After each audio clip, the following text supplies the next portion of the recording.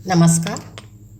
आज मैं शमी और मंदार वृक्ष की बड़ी ही मार्मिक और पौराणिक कथा लेकर के आई हूँ। वैसे तो लोग कांटेदार वृक्ष और दूध वाले वृक्षों को घर में नहीं लगाते हैं, मगर कांटेदार और दूध वाले वृक्ष होने के बावजूद भी ये इतने पूजनीय क्यों हैं और क्यों इनकी पूजा की जाती है, इसके पीछे की क्या कथा है आज हम सुनेंगे। तो कथा सुनने से पहले अगर आप चैनल पर नए हैं तो हमारे इस चैनल को सब्सक्राइब करें। कथा सुनने के बाद हमारी इस वीडियो को लाइक करें, शेयर करें और कमेंट्स में जय श्री हरि विष्णु भगवान लिखना ना भूलें। परम पिता परमात्मा आपके सभी कष्टों को हर लें। इसी सद्भावना के साथ कथा सुनते हैं। यह कथा नारद मुनि ने इंद्रदेव को सुनाई थी। प्राचीन काल में औरव नाम के बहुत ही तेजस्वी महान ऋषि थे। उनके यहाँ बहुत दिनों के बाद उनकी पत्नी ने एक कन्या रत्न को जन्म दिया। ऋषि ने उस कन्या का नाम बड़े ही प्यार से शमी रखा। ऋषि औरव अपनी पुत्री से बहुत ही प्यार करते थे। पुत्री अपने पिता के घर बढ़ने लगी। धीरे धीरे जब वह 7 साल की हो गई तब ऋषि औरव ने ऋषि धौम के पुत्र मंदार से अपनी पुत्री का विवाह कर दिया। मंदार सौनिक ऋषि के आश्रम में शिक्षा ग्रहण कर रहे थे, इसलिए वह अपनी पत्नी देवी शमी को अपने साथ नहीं ले गए और उन्हें अपने मायके में ही छोड़कर आगे की शिक्षा प्राप्त करने के लिए ऋषि सौनिक के आश्रम चले गए। जब शिक्षा पूरी हो गई तब वह अपनी पत्नी को विदा कराने के लिए अपने ससुराल गए और ऋषि औरव ने अपनी पुत्री शमी को बड़े ही प्यार से विदा कर दिया और मंदार ऋषि अपनी पत्नी के साथ सौनिक ऋषि के आश्रम में आशीर्वाद लेने के लिए जा रहे थे। तब मंदार ऋषि ने सोचा कि रास्ते में ऋषि भृशुंडी का भी आश्रम पड़ता है, तो क्यों ना हम लोग उनसे भी आशीर्वाद लेते हुए चलें। यही सोचकर ऋषि मंदार अपनी पत्नी देवी शमी के साथ भृशुंडी ऋषि के आश्रम में पहुँचे। भृशुंडी ऋषि गणेश भगवान के अनंत भक्त थे और उन्होंने भगवान गणेश की आराधना कर उनसे उन्हीं के जैसे गजमुख होने का आशीर्वाद प्राप्त किया था। यह बात ऋषि मंदार को और देवी शमी को नहीं पता थी। जब वह वहां पहुंचे तो उन्होंने गजमुख व्यक्ति को देखा। वो लोग उन्हें देखकर जोर जोर से हंसने लगे। इस पर ऋषि भृशुंडी को क्रोध आ गया और उन्होंने उन दोनों को वृक्ष बनने का श्राप दे दिया और कहा कि तुम लोग एक ऐसे वृक्ष बनोगे जिसमें कांटे होंगे और कांटे होने के कारण उस पर कोई भी पक्षी नहीं बैठेगा। और मंदार से कहा कि तुम एक दूध वाले वृक्ष बनोगे जिसकी पत्तियां कोई पशु भी नहीं खाएगा। इतना सुनकर दोनों लोग ऋषि से हाथ जोड़कर माफ़ी मांगने लगे और उनसे ये अनुरोध करने लगे कि वो अपने श्राप को वापस ले लें। मगर ऋषि भृशुंडी ने अपने श्राप को वापस नहीं लिया और दोनों वहीं पर वृक्ष बन गए। देवी शमी उसी जगह शमी का कांटेदार वृक्ष बन गई और मंदार ऋषि मंदार का वृक्ष बन गए। ये ऐसे वृक्ष हैं जिन पर पक्षी नहीं बैठता और मंदार के पत्ते कोई भी पशु नहीं खाता है। ये दूध वाला वृक्ष होता है, बड़ा ही जहरीला इसका दूध होता है, इसलिए कोई भी पशु इसके पत्ते नहीं खाता है।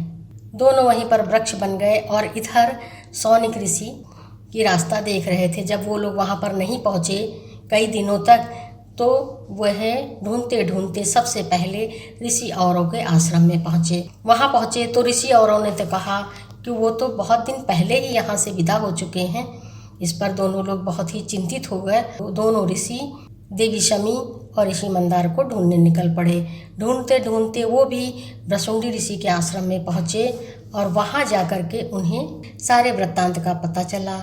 ऋषि औरों ने जब अपनी पुत्री और अपने जमाता यानी अपने दामाद को वृक्ष के रूप में देखा तो बहुत ही दुखी हुए और ऋषि औरव और ऋषि सौनिक ने ऋषि भृशुंडी से अपने श्राप को वापस लेने का अनुरोध किया। मगर ऋषि भृशुंडी ने अपनी असमर्थता व्यक्त की और कहा कि वह भगवान श्री गणेश की शरण में जाएं। तब ऋषि औरव और ऋषि सौनिक ने श्री गणेश जी का आवाहन किया और उन्हें सारा वृत्तांत बताया और अपनी पुत्री और जमाता को श्राप मुक्त करने के लिए अनुरोध किया। मगर भगवान श्री गणेश अपने भक्त भृशुंडी के श्राप की अवहेलना नहीं करना चाहते थे, इसलिए उन्होंने ऐसा करने से मना कर दिया।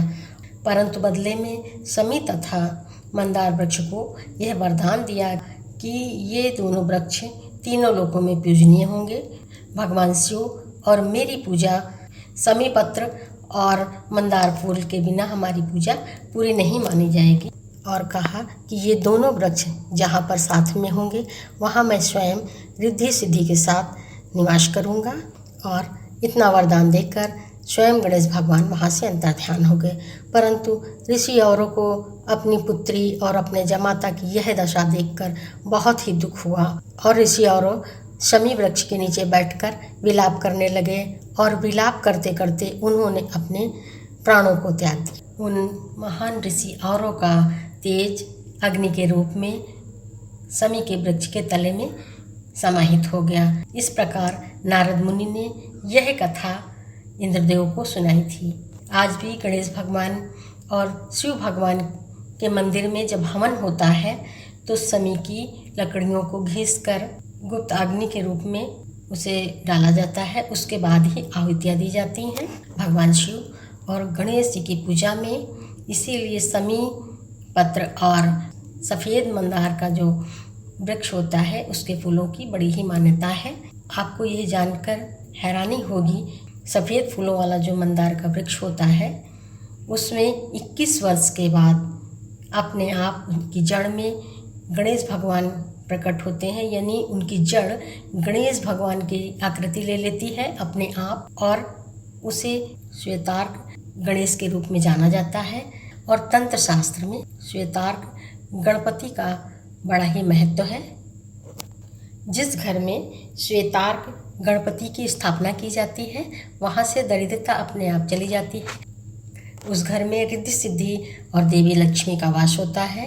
आपको ये जानकर हैरानी होगी कि जो श्वेतार्क मंदार होता है यानी सफ़ेद मंदार के सफ़ेद फूलों वाला जो मंदार का वृक्ष होता है उसमें 21 वर्ष के बाद अपने आप उनकी जड़ में गणेश भगवान प्रकट होते हैं, यानी उनकी जड़ गणेश भगवान की आकृति ले लेती है अपने आप और उसे श्वेतार्क गणेश के रूप में जाना जाता है। श्वेतार्क गणपति का बड़ा ही महत्व है। जिस घर में श्वेतार्क गणपति की स्थापना की जाती है वहाँ से दरिद्रता अपने आप चली जाती है। उस घर में रिद्धि सिद्धि और देवी लक्ष्मी का वास होता है तथा उस घर में किसी की अकाल मृत्यु भी नहीं होती है और उस घर के लोगों को कोई शत्रु हानि नहीं पहुंचा सकता है। श्वेतार्क गणपति के सामने पूजा करने से गणपति जी के दर्शन होते हैं तथा उनकी कृपा प्राप्त होती है। इस प्रकार सफ़ेद मंदार का वृक्ष देव कृपा लाता है घर पे, इसीलिए हम लोग अपने घरों में सफ़ेद मंदार को लगाते हैं। अगर ये सफ़ेद मंदार का पौधा हमारे घर में अपने आप उगाए या घर के आसपास अपने आप उगाए तो ये बहुत ही बड़ी कृपा मानी जाती है, बहुत ही शुभ माना जाता है। सफ़ेद मंदार के पौधों को हम अपनी रक्षा के लिए लगाते हैं, देव कृपा के लिए लगाते हैं, गणेश जी की कृपा के लिए लगाते हैं। ये बहुत ही पूजनीय पौधा है, इसलिए हम लोग इसे दूध वाला पौधा होने के बावजूद भी लगाते हैं अपने घरों में।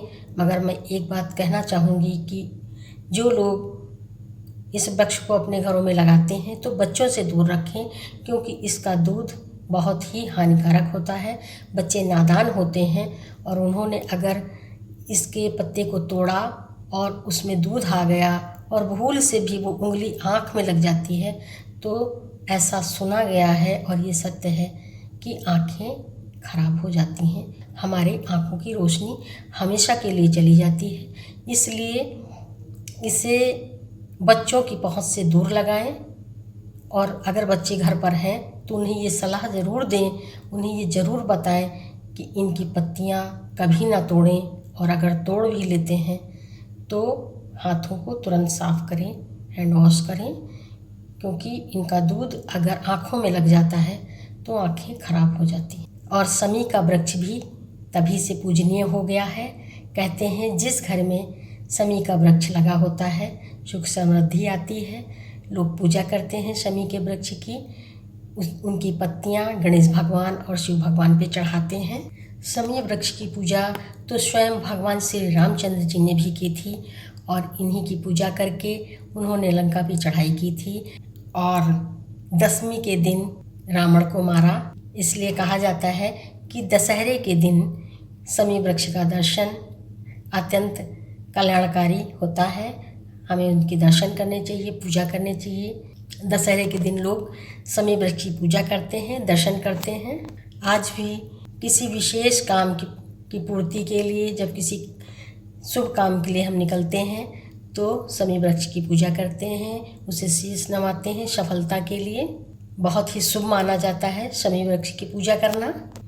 जब पांडव 12 वर्ष के वनवास के बाद 1 वर्ष के अज्ञातवास के लिए जाने वाले थे, तब उन्होंने अपने वेश बदले थे और शमशान में एक बड़े शमी वृक्ष की पूजा कर अपने सभी शस्त्रों को इसी वृक्ष में छुपाया था। हारे का सहारा महात्मा बलबीर भीम के पौत्र और घटोत्कच के पुत्र हैं। इन्होंने भगवान श्री कृष्ण के कहने पर अपने शीश का दान किया था और भगवान से ये इच्छा जताई थी कि उन्हें महाभारत युद्ध को देखना है। तब भगवान श्री कृष्ण ने एक ऊंची पहाड़ी के पास स्थित शमी के वृक्ष पर उनके कटे हुए सिर को रखा था, जहाँ से महात्मा बलबीर ने पूरे युद्ध को देखा था। इन सब कारणों से शमी का वृक्ष अत्यंत पूजनीय है और सभी सुखों को, महासिद्धियों को देने वाला है। शमी के वृक्ष को कई नामों से जाना जाता है, जैसे छोकरी का वृक्ष, खेजड़ी का वृक्ष, सुंगरी का वृक्ष, शमी का वृक्ष, कई नामों से इसे जाना जाता है।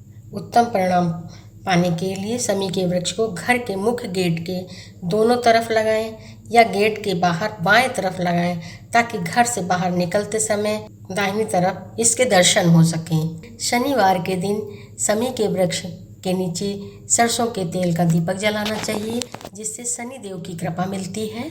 इस तरह से शमी का वृक्ष हमारे लिए बहुत ही महत्वपूर्ण है, बड़ा ही लाभदायक है, बहुत ही पूजनीय है। तो यह थी जानकारी देवी शमी और ऋषि मंदार की। यह थी कथा। कथा पूरी होती है, कथा संपन्न होती है। एक बार प्रेम से बोलें देवी शमी और ऋषि मंदार की जय। जाते जाते चैनल को सब्सक्राइब कर दें, वीडियो को लाइक कर दें, शेयर कर दें और एक बार प्रेम से बोलें जय श्री कृष्णा, राधे राधे।